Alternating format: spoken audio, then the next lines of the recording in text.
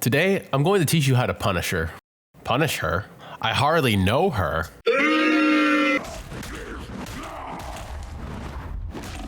Okay, no more bad jokes, I promise. Let's start with his assault rifle, Adjudication. 30 rounds of high velocity firepower, this weapon is perfect for medium range engagements. Any squishy enemies in your way will be taken out quickly with well placed fire. When you're playing this character, you're going to be expected to take down any airborne targets. Thanks to the hit scan mechanics that this rifle has, it's much easier for you than others. The high ground is where this weapon thrives. Not only is it easier to aim at enemies from high to low, but you're also safer from their fire. Simply taking a step back away from the ledge is more than enough cover for most engagements. Frank excels at mid-range combat, but he is also an absolute menace at close range with his secondary weapon, Deliverance. At point-blank range, squishy characters don't stand a chance. Even tanks don't last very long. With 3 to 4 well-placed shots, they fall. So be sure to look for any opportunity to get close and personal with enemies to take advantage of the firepower this weapon brings. Just make sure you have this next ability on cooldown in case things don't go your way. Vantage Connection is a zipline that can be placed up to 35 meters away, allowing for quick traversal in a straight line. This is your mobility bread and butter.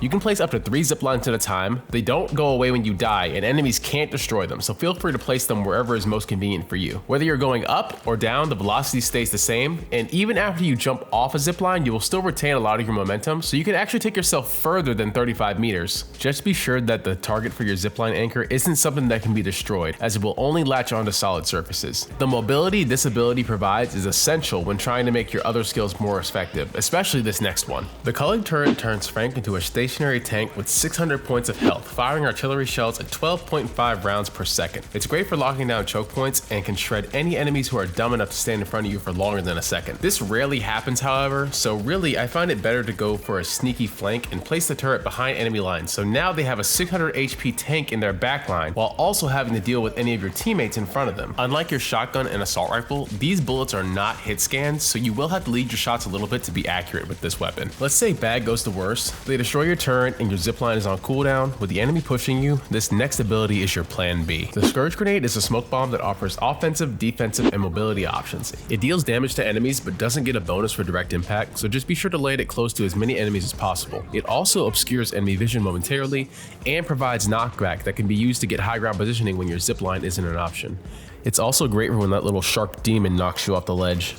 But this ability truly begins to shine when you combine it with his passive, Warrior's Gaze. This ability allows him to retain vision of enemies through obstacles up to 30 meters away for 3 seconds. This is useful for pursuing enemies who are weak and for attacking enemies who have their vision blocked by your Scourge Grenade. High mobility characters will struggle to flank you with this passive ability, considering that within 3 seconds you should be able to see the direction they are trying to flank you from, and then you can respond appropriately. This next ability would be the worst surprise a flanker could run into. Frank's ultimate ability, Final Judgement, unleashes 2 twin Gatling guns and lock-on missiles, delivering a devastating amount of damage. Not only is this ultimate ability powerful, but you actually can't get stunned out of it.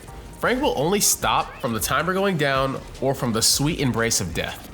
Being so powerful, of course there are a few weaknesses to be aware of, but there are ways to deal with them. First, you are slow as hell in this form, and even slower when you start to fire your weapon. So it's important to make sure you're already in position before you actually use this, by making sure you're in front of enemies, or by using your zipline to fling yourself over the enemies into their backline for a surprise attack. Secondly, there is a slight activation delay and you don't get any additional health in this mode, so be sure to use this at a time when you are not already actively being targeted, as a well-placed Hawkeye arrow can still take you down in one shot.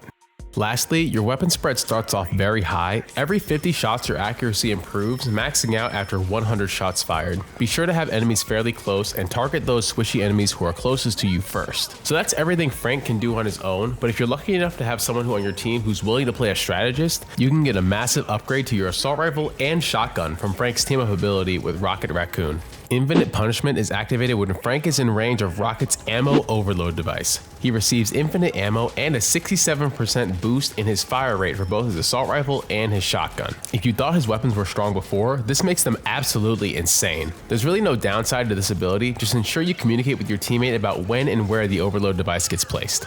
So that's the basics. If this guide was helpful, leave a like.